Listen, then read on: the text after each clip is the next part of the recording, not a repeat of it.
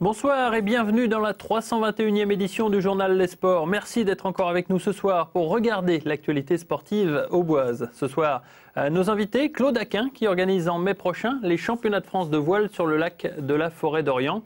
En notre compagnie aussi Jacques Lafitte qui sera le coordinateur du championnat de France du 5 km indoor en eau libre qui sera organisé à la piscine des Chartreux le 1er mai prochain.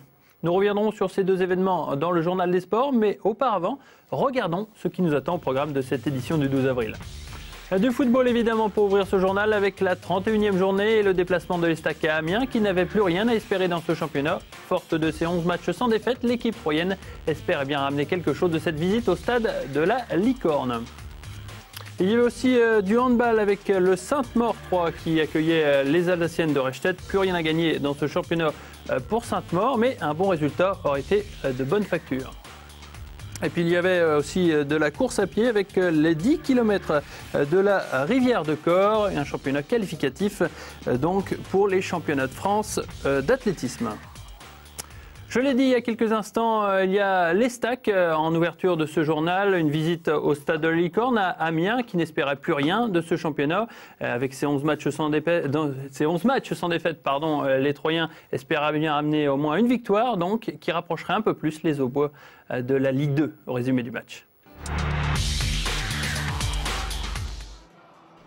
Et c'est avec un 11 de départ largement modifié que l'Estac aborda cette rencontre puisque Mermillot remplaçait Westberg dans les buts alors que Keita, Cordoval ou même Rother suppléaient les habituels titulaires que sont Marester, Faussurier ou Lafourcade poussés sur le banc. Tout le monde dans le groupe, tout le monde est prêt à jouer, tout le monde est sur le qui-vive. Et puis quand il faut remplacer les mecs, on y va à fond, on se pose pas de questions et puis voilà. Ils ne seront pas plus impressionnés que ça, les remplaçants. Il faut dire qu'Amiens n'est guère menaçant. Mermillot, à la 8e minute, n'a qu'à se baisser pour ramasser la frappe écrasée d'Andrea Tsima. Non, c'est au contraire du côté de l'Estac qu'il faut chercher pour voir les occasions sérieuses. Première mèche allumée par le jeune Keita qui voit sa frappe passer largement à côté. Il est imité à la 38e minute par son compère d'attaque, Bettiol, qui lui met son ballon au ras du poteau. Bettiol, on en reparle à la 42e minute avec ce débordement de Keita, la réception, l'ancien Lyonnais qui voit sa reprise détournée du bout des doigts par Delecroix. C'est la plus grosse occasion de cette première mi-temps et même du match, car en seconde période, il ne se passera strictement rien. Les Amiénois apporteront bien un petit brin de révolte, mais sans pour autant gâcher le sommeil de Mermillot, qui voit donc son équipe empocher un nouveau point avec ce match nul récolté à Amiens. C'est nous, je pense, qui avons les plus belles occasions. Il y a le gardien Delecroix qui fait un super arrêt sur la reprise de Greg. Bon, maintenant, c'est un bon point, ça nous fait 60 points, c'est bien, sur un terrain difficile. Donc les deux équipes ont beaucoup de mérite d'essayer de construire à terre, c'était pas évident. Donc voilà, on prend ce point-là et puis on continue à travailler. 12e match sans défaite pour les Aubois qui, comme contre Créteil ou Évian, se sont contentés du match nul alors qu'ils auraient largement pu espérer mieux. Un peu plus tôt dans la semaine, mardi précisément, les joueurs de Patrick Remy avaient l'occasion de prendre encore un peu plus leur distance avec ses poursuivants en affrontant la formation de l'Uznac. Une rencontre difficile pour les Troyens face à une formation ariégeoise très regroupée sur elle-même. Pas d'étonnement alors à voir le club troyen se procurer les meilleures occasions. Bettiol notamment est tout proche de trouver l'ouverture à maintes reprises, mais à chaque fois, il y a une certaine faillite dans le dernier geste. C'est finalement sur un coup de pied arrêté que les Aubois auront le dernier mot sur ce pénalty sifflé sur Faussurier à la 89e minute pour le tirer le meilleur buteur du club, Jérôme Lafourcade, qui pour l'occasion marquait son 13e but dans ce championnat de national. Allez, on fait le point justement sur cette compétition avec les autres résultats, les poursuivants, notamment Reims ou Évian. Reims qui est allé gagner à Charléty face au Paris FC 2-1. Dans le même temps, Créteil, le 4e, a perdu à Fréjus-Saint-Raphaël 1-0. Et le leader Évian n'a pas failli sur le terrain de Rodez 1-0. Au classement, Évian Tonon-Gaillard est toujours en tête avec 6 points d'avance sur Reims et 7 sur l'Estac. Créteil maintenant à 9 points de l'Estac. La montée en Ligue 2 se rapproche petit à petit. En CFA2, les Stacks B enchaînent les rencontres, les victoires, avec une troisième victoire consécutive face à Neuve-Maisons, 3-0. Mais dans le même temps, le leader Metz l'a emporté 3-1 à l'extérieur face à Vauban-Strasbourg, 3-1. Et Belfort a gagné contre Thionville, 3-1 aussi. Ce qui donne au classement toujours Metz, 7 points d'avance sur Belfort et 9 sur 3. Et je vous rappelle que Metz et Belfort ont 2 points, 2 matchs en retard par rapport à les Stacks B. Autre sport collectif, le handball avec le championnat de France de National 2 féminin. Sainte-Maure 3 accueillait Rechtet dans son gymnase du lycée de l'agriculture. Les Morasseaux-Troyennes qui ont définitivement tiré un trait sur des espoirs de monter à l'échelon supérieur suite à leur dernière défaite face à Épinal. La rencontre de samedi soir était alors de moindre importance, même si Fred Chebel, l'entraîneur, attendait une réaction positive de la part de ses filles. On raconte souvent qu'il faut prendre un match par le bon bout. Pour Sainte-Maure 3, ce fut exactement l'inverse avec une première mi-temps plutôt calamiteuse. Face à une équipe de Rechtet assez athlétique, les Morasseaux-Troyennes, fonctionnant seulement à 7 joueuses, ont eu toutes les peines du monde à suivre le rythme avec notamment un retard de 5 buts au quart d'heure de jeu, 8-3. Un écart de 5 unités que les Auboises vont traîner tout au long de cette première période, qu'elles achèvent d'ailleurs sur le score de 9-14. On s'est trompé de match puisque je pense qu'on n'a pas respecté les consignes et ce qu'on a bossé durant la semaine. Fred avait mis des choses en place. On a donné pas moins de 8 ou 10 ballons déjà en première mi-temps. On met pas ce qu'il y a à mettre au fond. Voilà, on n'a qu'à s'en prendre à nous-mêmes. Cela ne va pas s'arranger en seconde période puisqu'à la 43e minute, les Alsaciennes mènent de 8 buts, 10-18.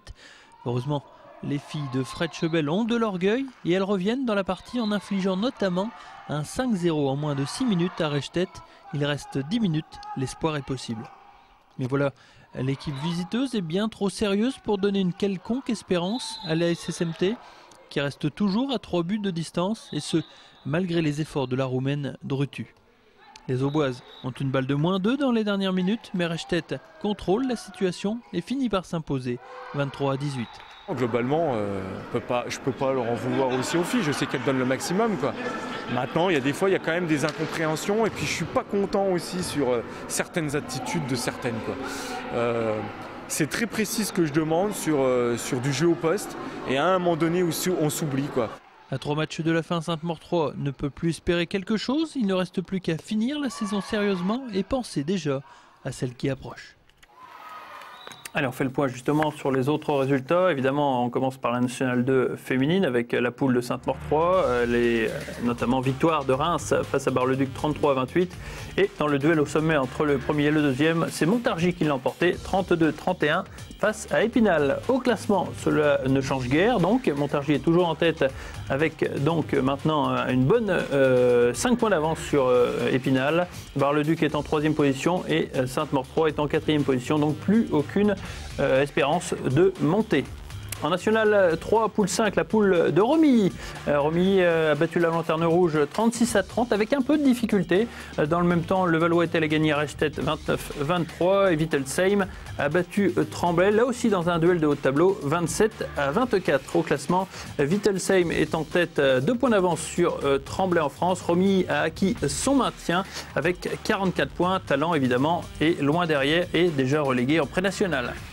Dans la poule 6, celle de l'Étac, large victoire de l'Étac face à Val-de-Grès, 40-23. Et dans le duel aussi là au sommet, il y a beaucoup de duels au sommet en handball ce week-end. Florange a perdu face à Sarrebourg, 31-22, ce qui signifie que l'Étac se retrouve propulsé en National 2 en compagnie de Sarrebourg. Voilà, l'écart de points est trop conséquent pour que Florange revienne. Et donc l'Étac est officiellement en National 2 la saison prochaine. Félicitations à eux. Le 1er mai prochain, le comité de l'Aube de natation organise à la piscine des Chartreux le championnat de France des 5 km indoor en eau libre. Jacques Lafitte, vous êtes avec nous pour en parler, mais d'abord, expliquez-moi pourquoi une épreuve en eau libre se retrouve en piscine. Ça, c'est quelque chose que je n'arrive pas à comprendre. Tout d'abord, bonsoir. C'est une question qu'on nous pose souvent. Pourquoi eau libre et ça se passe en piscine? Parce qu'au libre, on comprend sur un plan d'eau, à l'extérieur. Exactement, mais ça se passe les 3/4 du fois, ça se passe en eau à l'extérieur. Mais là, pourquoi c'est simplement que la fédération veut tenir ses nageurs sous pression pendant l'hiver. Oui. Et elle a fait un passage incontournable à toute sélection. C'est ce championnat de France de 5 km indoor qui aura lieu donc à Troyes le 1er mai. Et c'est une sélection pour tous les nageurs de grande qualité, puisque c'est quand même assez élitiste comme compétition. Oui, j'ai vu des grands noms, notamment Rose Touché. Il y a Rose Touché, qui est actuellement le meilleur nageur sur 1500. Pour ne dire que lui, quoi. C'est quand même... Il n'y a pas que lui, il y a Venturi, il y a Cottevel, c'est quand même des gens... C'est des références. C'est des références. Il y a Asport chez les dames, avec la petite Tiffany Pou, qui vient de battre le record national de sa catégorie sur 5 km en 1 heure, 1 et quelques dixièmes. Ouais. Donc, on va voir du beau monde. Je pense que c'est pas risqué, c'est sûr et certain, c'est du beau monde qu'on aura dans la piscine. Tout ça, c'est pourquoi il y aura les sélections pour les championnats du monde qui auront lieu au Canada, oui. Les championnats d'Europe qui auront lieu à Budapest, en Hongrie. Donc c'est une étape obligée. C'est obligatoire. D'accord. Obligatoire, et il y a deux choses. Il faut qu'ils aient fait la présélection sur 5 km, c'est-à-dire ce sera les 5 ou 6 premiers de chaque dame et catégorie dame ou catégorie messieurs. Et ensuite, il y aura une deuxième à Mimizan où il y aura les sélections, alors là en eau libre, sur 5, 10 ou 25 km. Et comment vous êtes retrouvé à organiser ce championnat de France ? Comment je pourrais vous dire, j'ai organisé 2 fois les championnats de France du 5 km indoor, mais région nord-est. Et puis nous organisons quand même une Coupe de France tous les étés au mois de juillet. Et nous avons eu la chance d'avoir un monsieur qui est le président de la commission eau libre de la Fédération française de natation, qui est venu et qui a vu que nous étions assez... pas trop mal dans les organisations, qui m'a posé la question. Et j'ai vu aussi avec Valérie Denis, qui est le maire adjoint chargé des sports à la ville de Troyes, qui m'a encouragé à prendre cette organisation. Et je pense que pour Troyes, qui est une ville quand même avec un historique passé de natation, ouais, avec Boson, avec les aussi Zins, Coignot aussi, disons que bon, c'est très intéressant pour la ville. Tout à fait. Hein? Alors comment on va mettre en place une telle compétition? Parce que 5 km en eau libre, ça va faire un tas de monde dans le bassin. Déjà, ça sera à la piscine des Chartreux. C'est à la piscine des Chartreux. Disons qu'on compte entre 60 et 80 nageurs qui seront des deux sexes qui seront là. La fédération nous oblige à partir de 9h, soit en non-stop, soit avec une coupure, parce que la piscine n'a pas de bassin d'échauffement. Et personnellement, je serais assez pour faire une coupure avec un échauffement d'entre 1 heure, 1 heure et demie, avant que... C'est quand même des gens qui jouent une sélection internationale, c'est quand même important. C'est quand même important, on n'a pas le droit de... Maintenant, l'organisation, il faut féliciter le TOS Natation en premier, les clubs de l'Aube aussi, et puis toutes nos personnes qui viennent nous donner un petit coup de main, que ça soit aussi bien des sponsors que même la fédération qui nous donne. Qui vous a permis d'organiser. On fait un dernier appel avant de se quitter. Alors c'est le 1er mai. 1er mai. 2010. 2010, 9h, piscine des Chartreux, entrée libre. Oui. Et je dis que tous ceux qui s'intéressent à la natation, qui viennent faire un petit tour pour voir qu'est-ce que c'est qu'on peut nager très très vite et c'est pas du tout ennuyeux. D'accord, et puis c'est une sacrée perf, le 5 km indoor en eau libre. Merci Jacques Lafitte d'être venu sur ce plateau pour présenter cet événement et on vous donne rendez-vous le 1er mai prochain parce que Canal 32 sera présent. Je vous remercie. Merci Jacques. Quelques mots de cyclisme à présent pour signaler la bonne performance de Florian Morizot sur le circuit des Ardennes. Le Troyen finit 2e de la dernière étape et termine finalement 3e du général. Une façon comme une autre de dire au revoir à son club l'UVO qui l'a quitté à l'issue de la course. Et puis un petit mot sur sur la participation de Mathieu Drugeon sur Paris-Roubaix. Le Troyen a décroché après la tranchée de Valère Sarenberg pour finalement terminer très très loin des meilleurs à plus d'une demi-heure. Félicitons enfin le Rugby Champagne Saint-André-les-Vergers qui lui aussi a assuré sa remontée en première série hier en venant à bout de l'extérieur de l'équipe de Noisy-le-Sec. Bravo encore aux hommes de Gilles Tosque et Rémi Dangon. Quelques résultats de basket à présent avec la Nationale 2 pour débuter. L'équipe de Sainte-Savine plus particulièrement. Défaite à l'extérieur au Centre Fédéral pour Sainte-Savine 66-55. Une défaite qui remet un petit peu en cause ce maintien car derrière Wascal, Aubervilliers et le Furdenheim surtout a gagné face à Cheneuve. Ce qui donne au classement, vous allez le voir, Sainte-Savine en 11e position, Furdenheim juste derrière. Et il y aura un match coup près bientôt à la salle Volbar le 24 avril entre Sainte-Savine justement et Furdenheim. Ils se battront pour cette place qui sera peut-être donc synonyme de maintien pour l'équipe de Sainte-Savine. En National 3, l'équipe de Saint-André termine fort donc ce championnat avec cette victoire large face à Meaux de 30 points, 90-60. Dans le même temps, Marne-la-Vallée a battu Sarcelles, là aussi très largement, 96-68. Et grosse fessée aussi de Grande-Sainte pour Douai, 114-72. Au classement, Saint-André termine 3e avec 31 points. Dernière journée la semaine prochaine pour les Dria. Dimanche, dans l'Aube et plus précisément au complexe Lacaille de la rivière de Corse, s'ouvrait la saison de course sur route avec les 10 km de l'Ars. Une compétition toujours très prisée à cette époque de l'année puisque qualificative pour les championnats de France 2011. On regarde. Un départ mené tambour battant avec notamment 4 coureurs en tête dont El Badawi de Chablis ou bien le Romillon Boutasgount. Au début du deuxième tour, l'Iconais El Badawi se fait la malle en compagnie du coureur d'Épernay, Florent Paroli. Derrière, Boutasgount s'accroche en compagnie d'un coureur auxerrois. Plus loin encore, Paris d'Aix-en-Note tente de faire la jonction en imprimant un rythme plus soutenu. Connaissant le groupe de tête, je savais pertinemment qu'ils étaient beaucoup plus forts que moi, donc j'ai pas essayé de les suivre, quoi. À l'entame du troisième tour, les positions restent inchangées. El Badawi est toujours emmené par le Sparnacien Paroli. Ils sont toujours pistés par les deux poursuivants. À 1 km de l'arrivée, El Badawi produit alors son effort et distance Paroli pour s'imposer dans le bon temps de 32-15. J'avais des bonnes jambes, j'ai attendu un petit peu les autres comment ils vont faire. J'ai vu quelqu'un qui menait, vu que j'ai les championnats de France dimanche prochain. Je suis resté en retrait pour ne pas trop laisser des traces. Donc j'ai géré et je savais que j'allais partir à la fin, c'est ce que j'ai fait. Je suis parti au dernier kilo en 9e pour gagner, on va dire, un petit peu facilement. Derrière, Boutasgount ne peut rivaliser au sprint et termine donc 4e, mais premier au bois. L'autre intérêt de la course était le retour à la compétition de Sébastien Michon après 10 mois d'absence. Le coureur du TOS Triathlon a livré une course prudente.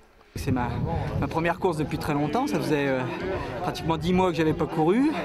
C'est vraiment une course de reprise et donc je suis resté un petit peu sur l'attente. De toute évidence, si j'étais parti avec le groupe de devant, j'aurais peut-être gagné quelques places, mais bon, l'objectif n'était pas là aujourd'hui. Quant aux filles, pas de surprise, Julie Giacomelli du TOS s'impose sur ces 10 km en moins de 38 minutes. Aujourd'hui, je venais avant tout pour la gagne. Je ne pensais pas spécialement faire un temps parce que j'ai fait une grosse semaine d'entraînement et je suis en préparation pour du plus long, le SMIC 3 et des triathlons. Et donc je suis assez surprise, je fais 37,55 à 10 secondes de mon record, donc plutôt contente. Une course donc qualificative pour les championnats de France 2011 qui ouvrait la saison sur route dans l'Aube. Avec 238 participants, la course à pied a encore de beaux jours devant elle. Quelques mots de tennis de table pour vous dire que le RS10 s'est imposé 10-3 face à Mulhouse lors de l'avant-dernière journée du championnat de France de National 3. Une victoire qui leur permet d'être premier au classement, mais synonyme aussi de monter en National 2 l'année prochaine. Bravo à elle.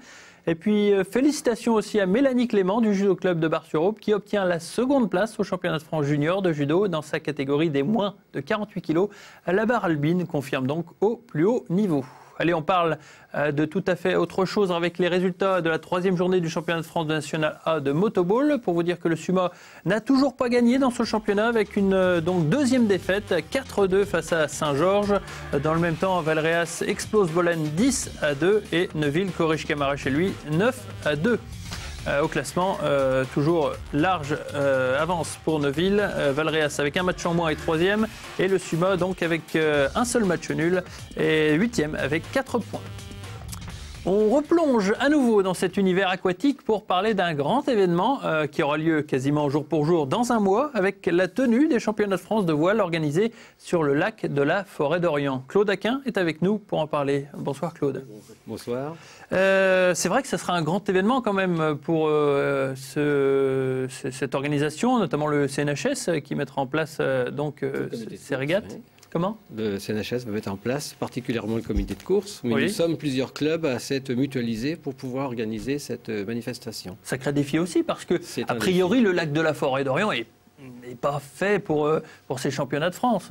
Si, pourquoi il ne serait pas fait 8 un km petit peu petit et triqué. 8 km sur 4, 80 bateaux.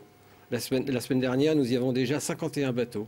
D'accord. Et on pouvait en mettre largement 2 fois plus. Bon, excusez-moi. Sans problème. Alors, comment ça va se passer chez le championnat de France ? Finalement, c'est un petit peu Gilles Salou qui a réussi à... Jean-Pierre. Excusez-moi, il y a beaucoup de Salou. Jean-Pierre Salou qui a réussi à emporter la décision. Hein. Oui, puisqu'on a préparé un plan Enfin, on a déposé un bon dossier. Donc, on était retenu parce qu'on avait tout ce qu'il fallait. Puis en plus, au niveau des infrastructures, à Blainville, on a tout ce qu'il faut. On a un site qui est tout neuf, un port qui peut accueillir 130 bateaux supplémentaires pour cette régate. Tout à fait. Et puis là, on va être doté d'une nouvelle grue qui, j'espère, va marcher bientôt. Quel genre de bateaux on va retrouver sur ces championnats de France ? Alors, ce sont les bateaux que nous, on appelle de croiseurs légers. D'accord. Donc, les bateaux sont classés en plusieurs catégories. Donc, ça va être la classe A des bateaux de moins de 6 mètres, de moins de 2 tonnes. Les bateaux de 6 à 8 mètres de moins de 2 tonnes également. Ensuite, la série des croiseurs ultra légers, qu'on appelle la série L. Oui. Donc, c'est des bateaux légers, très toilés. Ensuite, les séries R1 et R2, donc ce sont des bateaux de régate de moins de 2 tonnes, donc des groupes de 11 à 17 et R2 des groupes supérieurs à 17. Voilà. Est-ce qu'on va pouvoir rencontrer des têtes d'affiche de la voile ? Pour le moment, on n'a pas trop d'inscrits, parce qu'il y a une même manifestation en voile côtière, donc c'est le même jour. D'accord, vous n'avez pas de chance. On n'a pas de chance. Moi, c'est le même jour. Donc tous les championnats de France ont lieu le même jour. D'accord. Donc là, c'est plutôt réservé en côte avec il y aura des grosses flottes aussi, parce qu'on n'aura pas la chance d'avoir 493 bateaux comme au SPI Ouest France. Donc je crois que ça se déroulera sur 4 jours, il me semble. Ça va se dérouler sur 4 jours. Donc le premier jour, ça sera la journée des inscriptions, les jauges, parce qu'il faut jauger les bateaux pour regarder si les concurrents viennent bien avec les bonnes voiles. Oui. Pour que tout le monde... C'est les commissaires qui vont s'occuper de ça. C'est les commissaires et jaugeurs qui vont s'occuper de ça. Et l'après-midi, régate d'entraînement. D'accord. Les 3 autres jours, à partir de 10h... C'est des manches. Mise à disposition du comité de course à partir de 10h. D'accord. Ça paraît un petit peu bête comme question, mais est-ce que nous, au bois, nous avons une chance de bien figurer au championnat de France ? Mais bien sûr, nous allons avoir une dizaine d'équipages quand même qui vont participer. D'accord. Est-ce qu'on a un accès-site ? On peut faire un podium ? On a les jeunes du CNA qui vont venir en surprise. Le CNA va amener 4 surprises. Donc on a les jeunes, Julien, Sébastien et Chivard, qui sont quand même d'un bon niveau sur ce bateau. Ils ont un bon équipage, avec Florent Guinaud et Pierre-Élie. Donc ils ont fini 4e au national l'année dernière. D'accord. Ils ont fait 26e au championnat d'Europe il y a un mois. Comme on en parlait tout à l'heure avec Jacques Lafitte, ça va être un sacré travail de mettre donc toutes ces régates en place, mobiliser des gens pendant 4 jours, des bénévoles. C'est une grosse préparation, effectivement, oui. Oui. Donc ça représente à peu près 40 personnes pendant les 4 jours. Un an de travail ? C'est un an de travail, puisqu'on a démarré au mois d'octobre. Pas tout à fait un an, ça va faire... Oui, mais qu'est-ce qu'on peut vous souhaiter pour... Je crois que c'est le 12 mai, il me semble. Le 13 mai. Le 13 mai jusqu'au 16. D'accord. Ce qu'on peut souhaiter, c'est avoir une météo favorable, avec des conditions de soleil. On a vu des images il y a quelques instants de la régate qui a eu lieu. Il y en avait presque trop du vent à ce moment-là. Là, c'était quand même assez... Les conditions étaient dures. Pendant 2 jours, on a eu force 5. On a eu des micros qui ont dessalé, quand même des petits croiseurs comme ça qui ont dessalé. Donc c'était chaud. Donc on a eu des mâts cassés, des bateaux retournés. Bon, il n'y a pas eu de dégâts. D'accord, mais on espère quand même une petite brise qui serait... une bonne brise de allez, il y aura un bon force 3 avec un petit peu de soleil. C'est l'idéal. On nous demande l'idéal, donc on veut l'idéal. Là, à l'écran, vous les aviez, là, Julien. Tout à fait. Eh ben, on vous souhaite bonne chance. Oui, Jacques, vous souhaitiez rajouter un mot? Oh, rien. Non, rien. Je serai spectateur sûrement. J'irai voir parce que ce sont nos amis. Ce sont nos amis. Bah oui, c'est le milieu de l'eau. Exactement. Merci beaucoup en tout cas, donc Claude, d'être venu en parler avec nous. Et là aussi, on se donne rendez-vous le 13 mai parce que là aussi, Canal 32 sera présent sur ces 3 jours. Merci beaucoup, Claude. On repasse maintenant à l'agenda pour voir le week-end sportif prochain. Ça commence avec du football. Samedi 17 avril, l'Estac rencontre Bayonne. C'est à 20h et c'est au stade de l'Aube. Le même jour, il y a aussi du motoball avec le Sumo qui affronte Camaret en championnat de National A. C'est au stade Gaston Arbouin à partir de 19h30. Et puis enfin, le dimanche, il y a de la course à pied avec la traditionnelle organisation du Trail de Montaigu. C'est à Bouilly, évidemment, à partir de 9h. Et puis pour l'après-midi, du rugby avec la célébration, c'est très certainement de la montée en première série pour le RCSA qui affronte Mitry Maurice sur sa pelouse du complexe Bianchi. Et c'est à 15h. Encore merci d'être resté avec nous pour cette édition. Je vous dis à la semaine prochaine pour un autre journal des sports. À très bientôt. Au revoir.